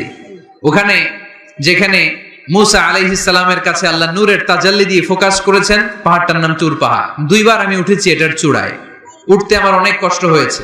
ওখানে উঠে ফজরের সালাত পড়ে আমি খেয়াল করে দেখলাম তুর পাহাড়ের আশেপাশের পাহাড়গুলো কোনোটা খয়েরি, কোনোটা কালো, কোনোটা লাল, কোনোটা ধূসর। আল্লাহু আকবার। এক এক পাহাড়কে এক এক রং দিয়ে তৈরি করলো কে? পৃথিবীতে চায়না নামে একটা দেশ আছে না? চায়না একটা শহর আছে গানজু। কি নাম? আজকে যে গুগল করবা, the গানজু city located in China. চায়নাতে অবস্থিত গানজু শহরে একটা পাহাড় আছে। এই পাহাড়ের নাম রেইনবো মাউন্টেন। কি নাম? মানে রংধনুর পাহাড়। রংধনুর কয় রং? সবাই কন, আরো জোরে। 7 রং না? আমরা ছোটবেলায় মুখস্থ করতাম, বেনিয়া সহকলা, বেনিয়া সহকলা। এই 7 রঙের পাহাড় ওখানে দেখা যায়। এক জায়গায় 7 রঙের পাহাড়। সুবহানাল্লাহ কইতে পারলেন না? মজা করে বানালো কে? সুনানে তিরমিজি আর মুস্তাদরাকে হাকিম, মুসনাদে আহমদ ইবনে হাম্বলের হাদিস। আল্লাহ যখন পৃথিবী বানালেন, এই পৃথিবীটা ঘোরার পাশাপাশি কাঁপাকাঁপি শুরু করে দিল। এই পৃথিবীর কাঁপাকাঁপি বন্ধ করার জন্য রব্বুল আলামিন পৃথিবীর মধ্যে পাহাড় গেড়ে দিলেন। 7টা tectonic plate, 7 tectonic plates creates the mountain range on earth. 7টা টেকটনিক প্লেট আল্লাহ দিলেন। পৃথিবী সৃষ্টি করার পরে পৃথিবী কাঁপে। আল্লাহ পাথর দিয়ে পেরেক মারলেন, পৃথিবী আর কাঁপে না। সুবহানাল্লাহ কর। ফেরেশতারা দেখে তো অবাক। ফেরেশতারা বলে, আল্লাহ পাহাড়ের এত শক্তি, পাহাড় গেড়ে দিলেন পৃথিবীতে, আর পৃথিবী কাঁপে না। হাল মিন খালকিকা আশাদ্দু মিনাল জিবাল। আল্লাহ আপনার সৃষ্টির মধ্যে পাহাড়ের চেয়ে শক্তিশালী কি কিছু আছে? আল্লাহ বললেন, নাম আছে। আল হাদিদ, লোহা। লোহা পাহাড়ের চেয়ে শক্তিশালী, কারণ লোহা পাহাড়ে মারলে পাহাড় ভেঙে যায়, ঠিক কিনা? ফেরেশতারা আরো অবাক, লোহা এত শক্তিশালী। হাল মিন খালকিকা আশাদ্দু মিনাল হাদিদ। আল্লাহ, তাহলে লোহার চেয়ে শক্তিশালী মনে হয় কিছু নাই, আছে? আল্লাহ বললেন, নাম আছে। আন্নার, আগুন, কারণ আগুনের মধ্যে লোহা ফেলে দিলে লোহা গলে যায়, ঠিক কিনা? ফেরেশতারা তো আরো অবাক। ফেরেশতারা বলে, তাই নাকি? আগুন এত শক্তিশালী, তো হাল মিন খালকিকা আশাদ্দু মিনান নার। আল্লাহ আপনার সৃষ্টিতে আগুনের চেয়ে শক্তিশালী কিছু আছে? আল্লাহ বলে, আছে। আলমা, পানি, কারণ আগুনের মধ্যে পানি ঢাললে আগুন পাওয়া যায়। ফেরেশতারা তো এবার আরো অবাক, পানি এত শক্তিশালী, ওই পানি ঘট ঘট ঘট ঘট করে আমরা খাই, এত শক্তিশালী আল্লাহ। হাল মিন খালকিকা আশাদ্দু মিনাল মা। আপনার সৃষ্টিকুলের মধ্যে পানির চাইতেও শক্তিশালী কি কিছু আছে? আল্লাহ বলে আছে। সেটা আবার কি? আল্লাহ বলে আর-রিহ, বাতাস। বাতাস যখন সাগরের পানির মধ্যে উচ্ছ্বাস মারে তখন এটা জলোচ্ছ্বাস হয়ে যায়, ঠিক কি না? বাতাসের ধাক্কায় পানি জলোচ্ছ্বাস হয়ে এক জায়গা থেকে আরেক জায়গায় যায়। আল্লাহ বললেন পানির চাইতেও শক্তিশালী সৃষ্টি আমার আছে, ওইটার নাম বাতাস। ফেরেশতারা অবাক হয়ে আবার জিজ্ঞেস করে, আল্লাহ আপনার সৃষ্টিকুলের মধ্যে বাতাসের চাইতেও শক্তিশালী কিছু আছে কিনা বলেন। আল্লাহ বললেন আছে। বাতাসের চাইতেও শক্তিশালী হলো আমার আশরাফুল মাখলুকাত মানুষ শক্তিশালী। ওই মানুষ যে মানুষ গোপনে দান করে। গোপনে আল্লাকা সিররুন ইনদাল্লাহ বাইনাকা আনতা ওয়া বাইনাল্লাহ আল্লাকা সাদাকাতুন তাখফা লা ইয়ালামুহা ইল্লাল্লাহ আল্লাকা সিররুন ইনদাল্লাহ বাইনাকা আনতা ওয়া বাইনাল্লাহ আল্লাকা সাদাকাতুন তাখফা লা ইয়ালামুহা ইল্লাল্লাহ। পড়তে হবে আল্লাহু আকবার। গোপন দান যিনি করে তিনি সবচাইতে শক্তিশালী, ঠিক কি না? এজন্য মাতুয়াইলের ভাইরা গোপন দান করতে রাজি আছেন নাকি? অমুক ভাই বিশিষ্ট সমাজ সেবক 2 লক্ষ টাকা, বলেন মারহাবা। এইভাবে দান করবেন। মারহাবা করলেও আসি, না কইলেও আসি, ঠিক কি না? মারহাবা যদি বলে দেন, সমস্যা নাই। মারহাবা না বললেও দিবেন। তাহলে খুশি কে? বেশি খুশি হয় যখন লুকায় লুকায় দেন, নাম না জানায় দেন। ওই দান আল্লাহ এমন ভাবে কবুল করে, ওই দানের কারণে 7 শ্রেণীর ব্যক্তিকে আল্লাহ আরশের নিচে ছায়া দিবে। যেদিন কোনো ছায়া পাওয়া যাবে না, ওই দিন ওই ব্যক্তিকে আল্লাহ টেনে আরশের ছায়ার নিচে বসিয়ে দিবে। তাহলে কোরআন পাহাড়ের কথা যা বলেছে, বিজ্ঞানে ওই কথা আছে না নাই? এরপর কোরআন বলেছে আলাম তারা আন্নাল্লাহা ইউসজি সাহাবান সুম্মা ইউআল্লিফু বাইনাহু সুম্মা ইয়াজআলুহু রুকামান ফাতারাল ওয়াদকা ইয়াখরুজু মিন খিলালিহি। আল্লাহ সাগরের পানিগুলোরে তারায় মেঘ বানায়, আকাশে নেয়, বৃষ্টি নাজিল করে। এটাকে বলে সায়েন্স, এটার নাম দিয়েছে ওয়াটার সাইকেল বা হাইড্রোলজিক্যাল সাইকেল। এটাই আল্লাহ কোরআনে এইভাবে বলেছে আলাম তারা আন্নাল্লাহা ইউসজি সাহাবা। তোমরা কি দেখো না সূর্যের তাপে বাষ্প হয়ে গ্যাস হয়ে পানিগুলো উপরে ওঠে। যারা বিমান দিয়ে ফ্লাই করেন তারা বিমানের জানলার পাশে সিট পেলে দেখেন নাই কিভাবে মেঘমালাগুলো বিমানের সাথে খেলা করে? এগুলো তৈরি করছে কে? তার মানে কোরআন যা বলল বিজ্ঞান তাই বলে। সানশাইন, সূর্যের প্রখর তাপে পানিগুলো বাষ্প হয়ে উপরে যায়, ঘনীভূত হয়, কন্ডেনসেশন, কন্ডেন্সড হয়, ঘনীভূত হয়, মেঘমালা হয়। ওই মেঘ থেকে ঝিরি ঝিরি বৃষ্টি নাজিল করে কে? আমাদের ফসল খেতে গরু যদি খাইতে আসে আমরা তারাই না? আল্লাহ কয় তুই তোর ফসল ক্ষেত বাঁচানোর জন্য গরু তারাস, আমি তো আকাশে মেঘ তারাই। তোর এখান থেকে যে ফসল আসে, এখানে ফসল উৎপাদনের জন্য পরিশ্রম তুই একা করস নাই, আমারও পরিশ্রম আছে। তুই দুনিয়ার জমিনে ছাগল তাড়িয়ে দিস, আমি আল্লাহর আদেশে আকাশের মেঘগুলো আমি তাড়িয়ে তোর ক্ষেতের উপরে, ফসল ক্ষেতের উপরে নিয়ে বৃষ্টি নাজিল করে আমি সবুজ শ্যামল ফসল ক্ষেত দিয়েছি। তার মানে সায়েন্স যা বলেছে আর বিজ্ঞান যা বলেছে মিল আছে না নাই? আকাশে মেঘমালা দেখলে বিষ্ণু ঈসা ইসলাম ভয় পেয়ে যেতেন, দোয়া পড়তেন আল্লাহুম্মা সাইয়িবান নাফিআ, আল্লাহ উপকারী বৃষ্টি দেন।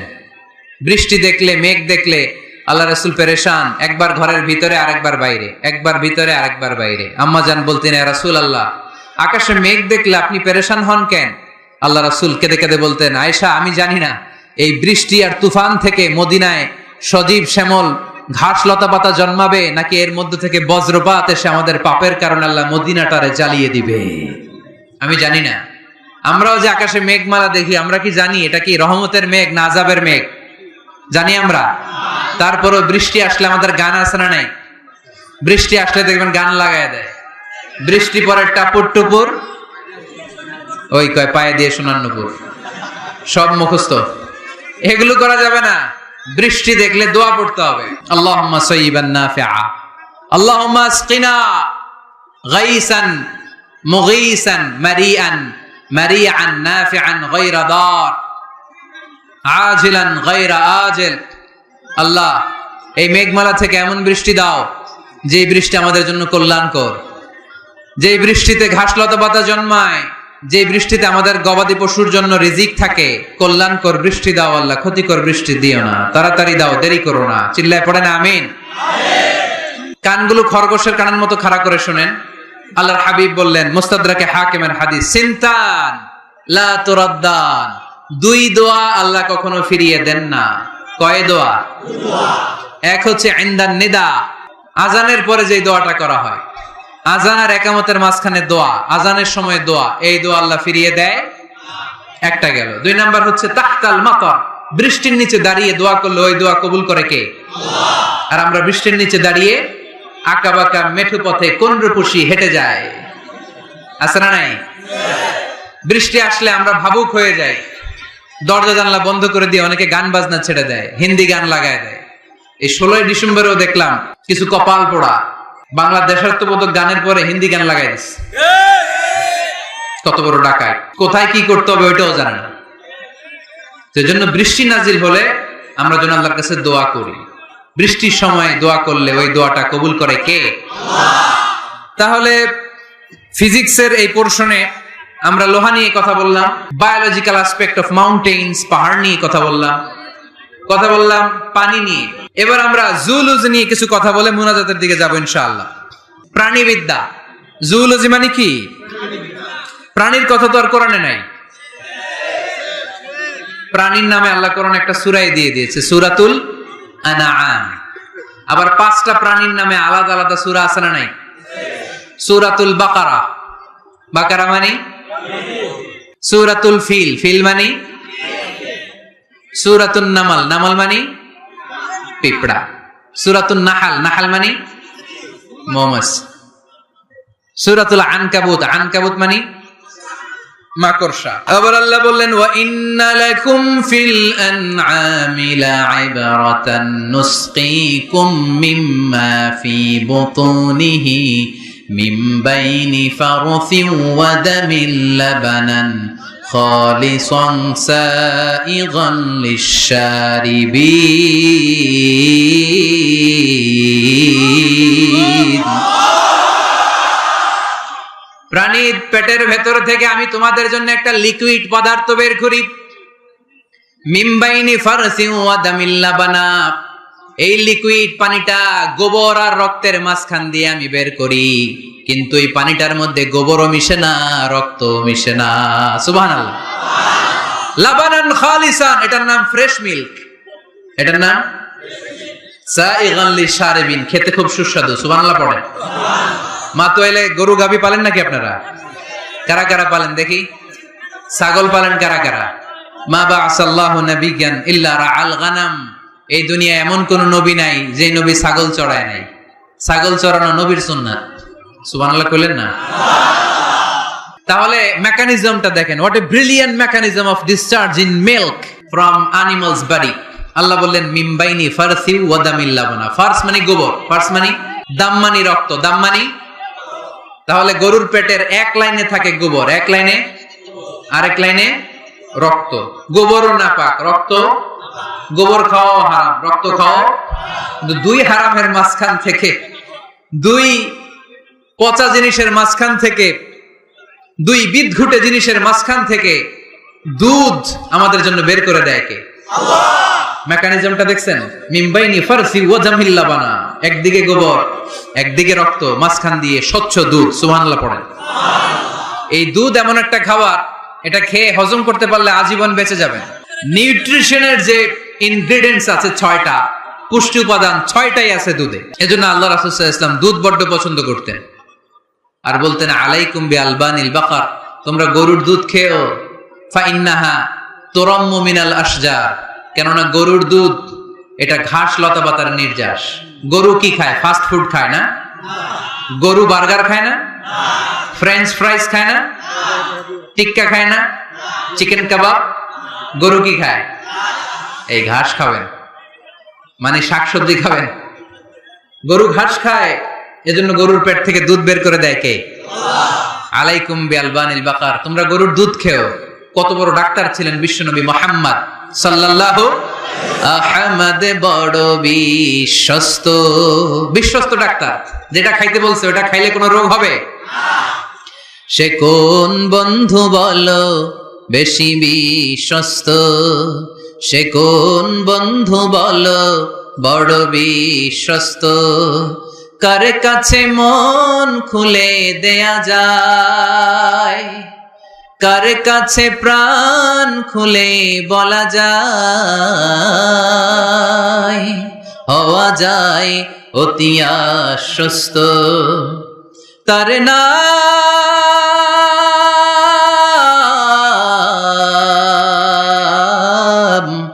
আহমদ বড় বিশ্বস্ত। সুবহানাল্লাহ পড়ে। এমন বিশ্বস্ত নবী যেটা খাইতে বলছে ওইটা খাইলে ডাইরেক্ট অ্যাকশন। কালিজিরা খেতে বলতেন, মধু খেতে বলতেন, লাউ খেতেন। লাউ খেলে পেট যত ঠান্ডা থাকে, পৃথিবীর কোনো খাবার এত ঠান্ডা হয় না পেট, ঠিক কি না? এজন্য বিশ্বনবী বলছেন আলাইকুম বিআলবানিল বাকার, গরুর দুধ খাবা, ফাইন্নাহা তুরাম্মু মিনাল আশজার, কেননা গরুর ভেতরে আল্লাহ ঘাস পাতার মাধ্যমে দুধ বানায়।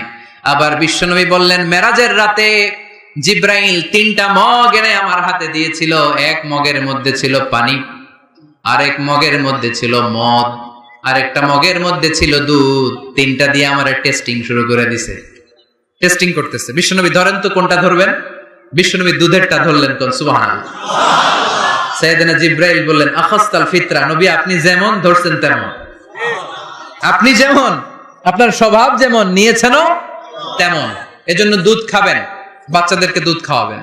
অনেক মায়েরা বাচ্চাদেরকে বুকের দুধ খাওয়াতে চায় না, ডানু খাওয়ায়, ল্যাকটোজেন খাওয়ায়, সিরালাক খাওয়ায় না। আমার মায়েরা, আমার সম্মানিত বোনেরা, বাচ্চাদেরকে দুধ খাওয়াবেন। ওয়াল ওয়ালিদাতু ইরদি'না আওলাদাহুন্না হাওলাইন, 2 বছর খাওয়াবেন, কামিলাইন, পরিপূর্ণ, লিমান আরাদা আইয়ুতিম্মার রাদাআ।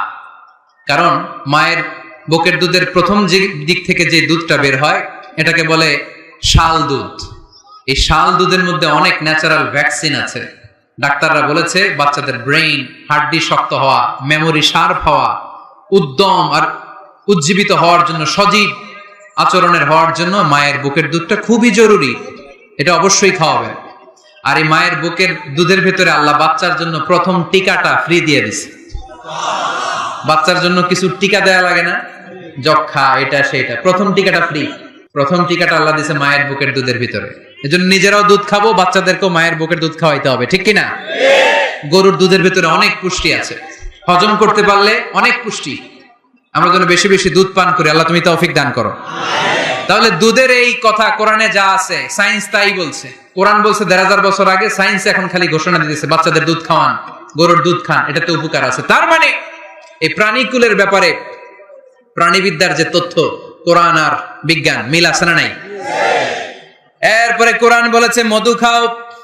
وَأَوْحَى رَبُّكَ إِلَى النَّحْلِ أَنِ اتَّخِذِي مِنَ الْجِبَالِ بُيُوتًا وَمِنَ الشَّجَرِ وَمِمَّا يَعْرِشُونَ ثُمَّ كُلِي مِنْ كُلِّ الثَّمَرَاتِ فَاسْلُكِي سُبُلَ رَبِّكِ ذُلُلًا يَخْرُجُ مِنْ بُطُونِهَا شَرَابٌ مُخْتَلِفٌ أَلْوَانُهُ فِيهِ شِفَاءٌ لِلنَّاسِ إِنَّ فِي ذَلِكَ لَآيَةً لِقَوْمٍ يَتَفَكَّرُونَ।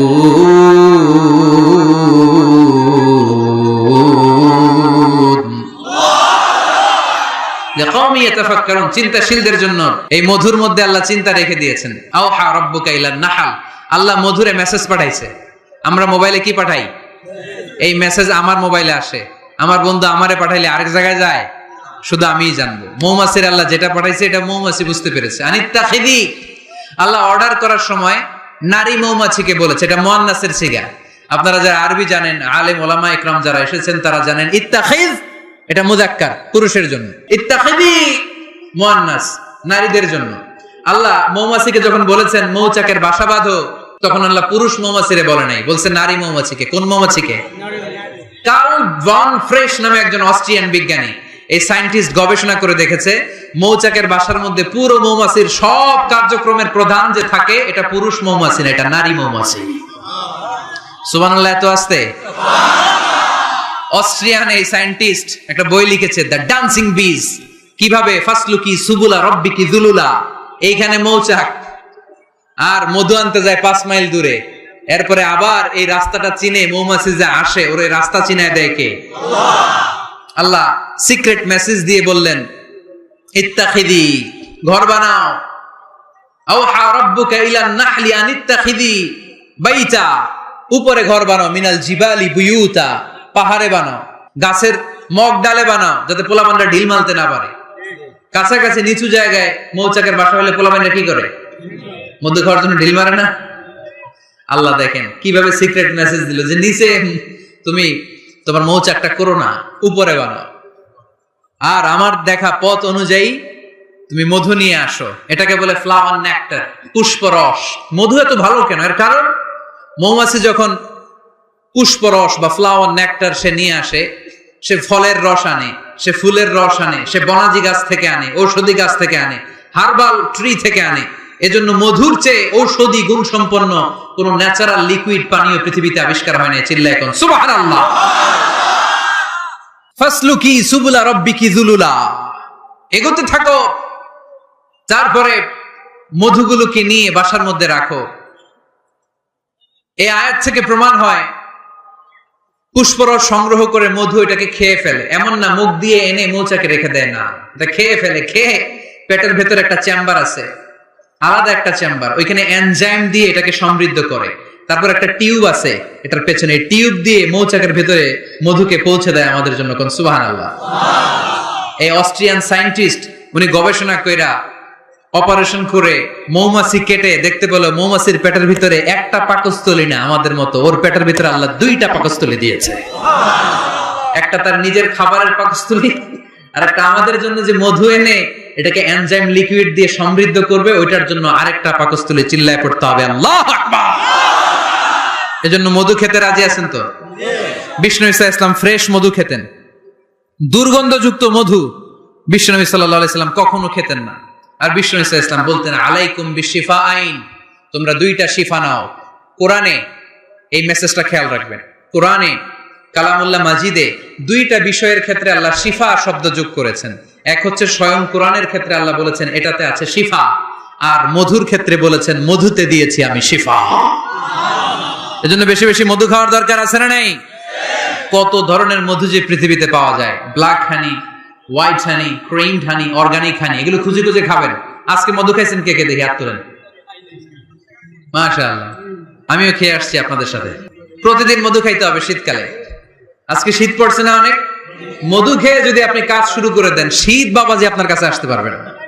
বিষ্ণু ঈসা ইসলাম মধু খেতে আমাদেরকে উৎসাহিত করেছেন।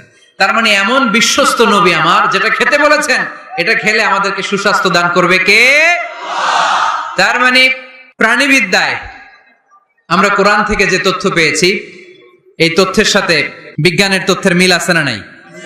কোনো অমিল আছে? কিন্তু বিজ্ঞান যদি কোনো অমিল খুঁজে পাওয়া যায়, বিজ্ঞানী বাবাজিদের কি করতে হবে? কি করতে হবে?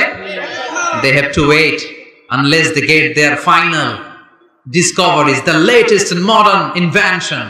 তাদের নতুন ইনভেনশন যতক্ষণ না আসে বসে থাকতে হবে, কারণ তোমাদের কথা ফাইনাল না। বিজ্ঞানের সবচেয়ে বড় থিওরি যে বিজ্ঞানের কোনো থিওরি ফাইনাল না, আর কোরআনের সবচেয়ে বড় থিওরি কোরআন যাই বলেছে তাই মনে থাকবে। এজন্য আজকের এই সংক্ষিপ্ত আলোচনা থেকে আমরা বুঝতে পারলাম যে বিজ্ঞান আর কোরআনে কোনো অমিল নেই, আছে শুধু মিল। আমরা আজকে কসমোলজি নিয়ে শুনেছি, মানে সৃষ্টি তত্ত্ব, কিভাবে সৃষ্টি হলো মহাবিশ্ব। এমব্রয়োলজি নিয়ে শুনেছি, কিভাবে আমরা তৈরি হয়েছি, ভ্রূণ তত্ত্ব। হিউম্যান অ্যানাটমি, আমার দেহের নাট বল্টু কোথায় কি আছে। শুনেছি ফিজিক্স নিয়ে, পদার্থবিদ্যা। শুনেছি জুওলজি নিয়ে, প্রাণীবিদ্যা। এই 5টা পয়েন্টে সংক্ষিপ্ত পরিসরে যা আপনাদেরকে শোনালাম, আরো অনেক আছে, scientific indications, natural phenomena and cosmic symbols. এই 5টাতে আজকে আমরা সায়েন্সের আলোকে প্রমাণ করে দেখাতে পেরেছি যে কোরআনে আর বিজ্ঞানে কোনো অমিল নেই, আছে শুধু সাদৃশ্য। চিল্লায় বলো ঠিক কি না? এজন্য কোনো কিছু যদি বিজ্ঞানী ভাইয়েরা অমিল পান, ওয়েট, বসেন, রিল্যাক্স, চা খান, ঠান্ডা মাথায় চিন্তা করেন, আরো গবেষণা করেন। যেটা অমিল পাইছেন, গবেষণা বেশি বেশি করলে ওইটাও মিল পেয়ে যাবেন, ঠিক কিনা? এজন্য বিজ্ঞানের আবিষ্কার যত বাড়বে, কোরআন বোঝা ততই সহজ হবে। বিজ্ঞান যত আগাবে, ততই কোরআনের দিকে সেজদায় লুটিয়ে পড়বে। চিল্লায় বলে ঠিক কিনা? আর কোরআন এটা বিজ্ঞানের বই না, এটা কিসের কিতাব? সবাই বলেন। এখান থেকে সমাধান নেওয়ার দরকার আছে না নাই? জীবন সমস্যায় আমরা কোরআন থেকে সমাধান নিব, কারণ কোরআন আমাদেরকে সঠিক জীবন দর্শন শিক্ষা দেয়। আল্লাহ আমাদের সবাইকে কথাগুলো বোঝার ও আমল করার তৌফিক দান করুক, আমরা পড়ি আমিন। অনেক বোনেরা আসে, মা বোনদের জন্য আমার মেসেজ নাম্বার 1, আদ-দুনিয়া কুল্লুহা মাতা ওয়া খায়রু মাতা'আদ দুনিয়া আল মারআতু সালিহা। এই পৃথিবীতে আমরা যা দেখি সব সম্পদ, আর এই সম্পদের মধ্যে সবচেয়ে দামি সম্পদ হচ্ছে নেককার নারী।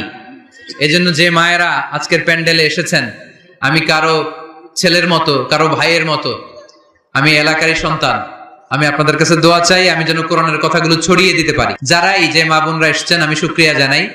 মা বোনদেরকে কোরআনের কথা শোনানোর সুযোগ করে দিতে হবে বেশি, কারণ তাদের পেট থেকে আমাদের আগামী প্রজন্ম আসবে, ঠিক কিনা?